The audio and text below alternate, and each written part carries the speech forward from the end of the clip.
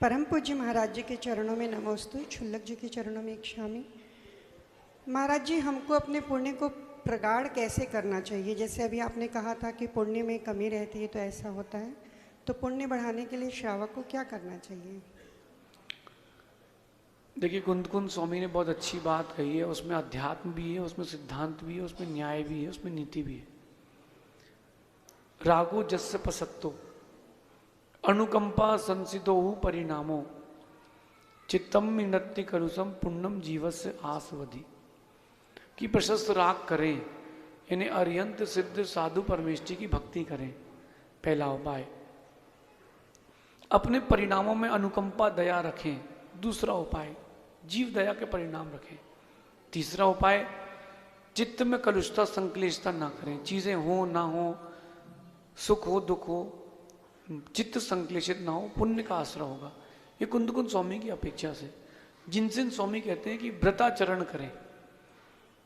जो व्रत करते हैं, तपस्या वाले व्रत की बात कर रहा हूँ, छोटे नमोकार का व्रत है, जो ऐसे व्रत करते हैं उनके पुण्य का तीव्र आश्रय बंद होता है, क्योंकि वो एक निमित्त के रूप में कर रहे हैं। अपन कोई व्रत जो करते हैं तो एक बंद के करते हैं कि आज एकादशी है, चतुर्दशी पड़ेगी, पंचमी पड़ेगी, नौमी पड़ेगी, तो तपस्या हो जाती, वो है।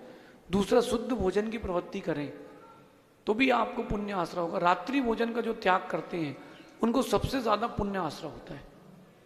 और अंतिम बात, जो व्रती बन जाते हैं उनके तीव्र पुण्य आश्रय चलता है।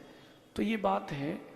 जैसे भैया जी हैं, तो इनसे भी मेरा कहना है कि तीव्र पुण्य का आश्रय करना है तो देखो, घर तो छूट चुका, जाना है क्या?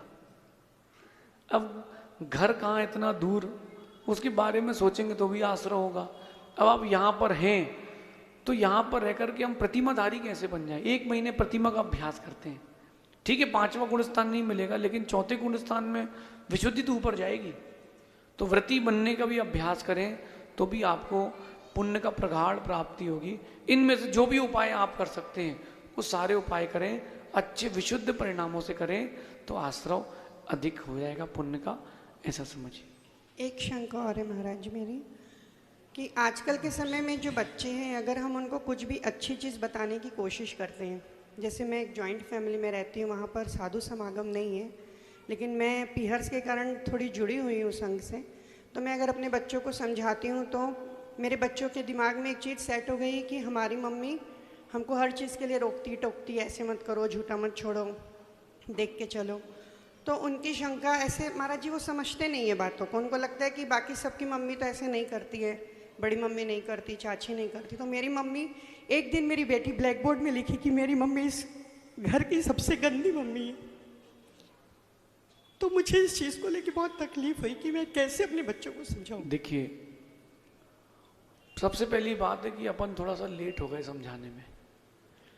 अपन को फर्स्ट डे से मोल्ड करना चाहिए था।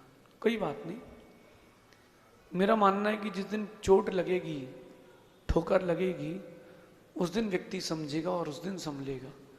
अभी माता पिता की रोक टोक जिन बच्चों को बुरी लगती है, जब एक्सीडेंट होगा तब मालूम चलेगा वो क्यों कहते थे कि स्पीड स्लो रखो गाड़ी की। तो आप उसको, उनको भावनात्मक तरीके से समझाएं। और एक बात आपसे मैं कहता हूं, उपेक्षा से बढ़ के कोई शस्त्र नहीं होता माँ। एक बार उपेक्षा करके देखें, 1 महीने की उपेक्षा, यानी टोटल उपेक्षा। आप बच्चों से एक शब्द भी ना बोले, ये उपाय करके देखना। एक भी शब्द नहीं बोलना। वो बोले भूख लगी है, खाना दे देना। कहाँ पढ़ रहे हैं, कहाँ जा रहे हैं, क्या कर रहे हैं, एक शब्द भी मत कहना। उनको इस बात का एहसास होने देना कि तुम्हारी माँ तुमसे वो प्रीति नहीं करती अभी इस काल में जो पहले करती थी, तुम्हारी केयर भी नहीं करती, अब मैं अपने में हूं। वो पूछे कुछ, उतना सा जवाब देकर के शांत, ना हंसी ना मजाक ना कोई बात ना चीज, आप ये भूल जाए कि वो हैं। 1 महीने उपेक्षा करके देखें, आपको बहुत शांति मिलेगी, लेकिन धैर्य रखना।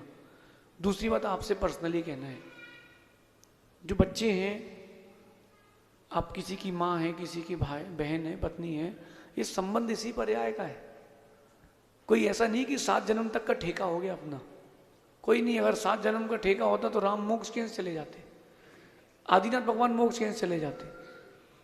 माना कि किसी के पतिदेव उसकी बात नहीं मान रहे, गुटखा खा रहे हैं, छोड़ ही नहीं रहे, मंदिर जाने बोलो जाते नहीं है, कोई बात नहीं। आप जो मैं कह रहा हूं ये आपके चिंतन का विषय दे रहा हूं। संबंध पर्याय का है, संबंध मेरे जीव का नहीं है।